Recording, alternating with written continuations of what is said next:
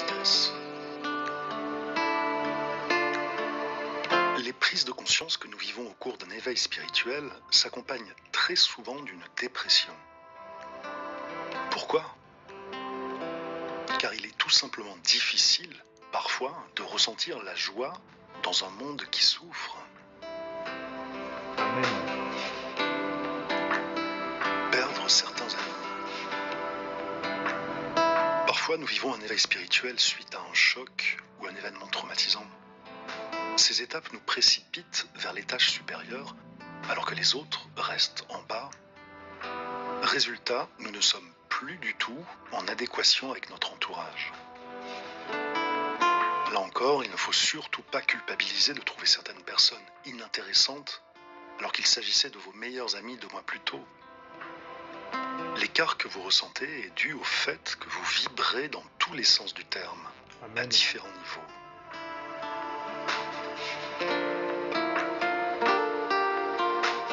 Quitter son travail. Quand on change de perspective, ce qui fonctionnait autrefois pour nous n'est soudain plus du tout d'actualité. Et ce travail qu'on faisait pourtant depuis des années ne nous convient plus du tout. Que la décision vienne de vous ou votre employeur, ne paniquez pas. Même si cela vous paraît inconcevable au début, vous devez croire en vous et au fait que rien n'arrive par hasard. Amen. Quoi qu'il advienne, l'univers aura toujours quelque chose de mieux pour vous. Faire peur à sa famille. Les premières fois où j'ai parlé d'énergie qui s'harmonise, de karma ou tout simplement de yoga et de méditation à ma famille, ils ont eu un peu peur. Et c'est normal. On ne peut pas empêcher quelqu'un, encore attaché au mental, d'émettre un jugement en fonction des préjugés qu'il a sur la question et de vouloir nous faire porter ses inquiétudes, surtout quand il s'agit de quelqu'un qui nous aime.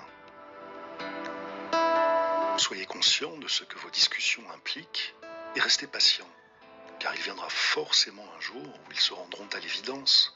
Vous êtes bien comme cela, et si cela ne se produit pas, tant pis, vous serez un incompris authentique.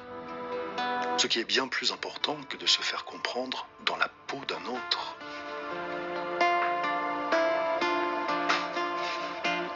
Avoir un rapport conflictuel avec Morphée. J'ai découvert que le corps pouvait avoir besoin de très peu d'heures de sommeil. On se levait à 5h30 tous les matins, mais parfois il m'arrivait d'ouvrir les yeux à 4h, voire 3h, et de ne plus me rendormir. En fait, il s'agit du travail que l'on effectue sur soi-même qui continue de faire son bonhomme de chemin pendant la nuit. Il est normal, lorsqu'on impose à son corps et à son esprit autant de changements, que le sommeil soit perturbé. Les énergies du passé se relâchent. Laissez-les partir. Déclencher des crises autour de soi.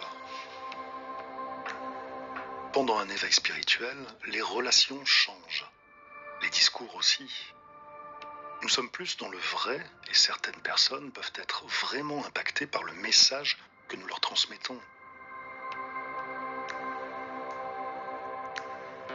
Parfois, des prises de conscience s'opèrent en eux, car vous avez semé une graine à leur insu. Dans ce cas-là, ne prenez jamais parti. Vous aggraveriez la situation. Laissez les gens se dire ce qu'ils ont à se dire. Et encore une fois, ne culpabilisez pas.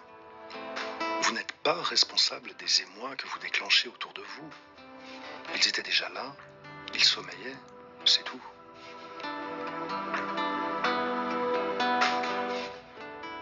Être la cible de moquerie.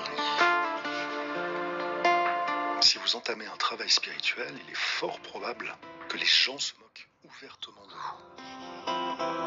La société passe son temps à stigmatiser les individus qui sont différents de ceux qu'elle façonne à son image depuis des siècles. Au début, c'était un peu agaçant pour moi d'entendre certaines de mes très bonnes copines ricaner pendant que j'évoquais par exemple le fait que j'aime méditer. Mais très vite, on comprend qu'être ridicule dans un monde insensé n'est que la preuve supplémentaire que nous sommes sur la bonne voie. Restez honnête avec la personne vous êtes. Avec le temps, vous prendrez moins à cœur les réactions de vos interlocuteurs. Quand on est à l'aise avec sa différence, on transmet inconsciemment cette quiétude aux autres et les gens cessent de se moquer.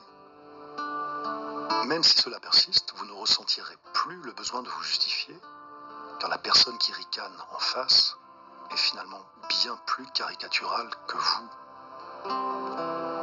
Ressentir une forme de solitude. Me reconvertir fut une décision pleine de joie, mais aussi de tristesse. Quand par exemple on quitte son travail et qu'on change son mode de vie, la solitude est un passage obligé parce que les endroits où l'on aimait aller, les gens à qui on avait l'habitude de se confier et les situations dans lesquelles on se sentait confortable ont changé.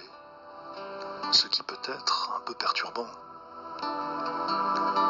Mais ce virage n'est que l'étape vers la prochaine destination, qui est bien plus sympa. La seule chose à faire en attendant est de se rapprocher d'une communauté plus en phase avec la personne que vous êtes en train de devenir. Prenez un cours de yoga, rejoignez un groupe de méditation, participez à un atelier sur un thème qui vous plaît. L'univers vous conduira aux endroits où vous serez à même de vous épanouir et vous connectera aux personnes au contact de qui vous vous élèverez. Mais l'effort doit venir de vous au départ. Vous aurez peut-être bientôt moins d'amis, mais ils seront moins superficiels et dans la compétition que vos anciennes fréquentations. La méditation et le yoga, si vous les pratiquez, vous apprendront à être bien avec vous-même. Depuis que je pratique tous les jours, et même si j'aimais déjà être seul de temps en temps, j'apprécie bien plus ma compagnie.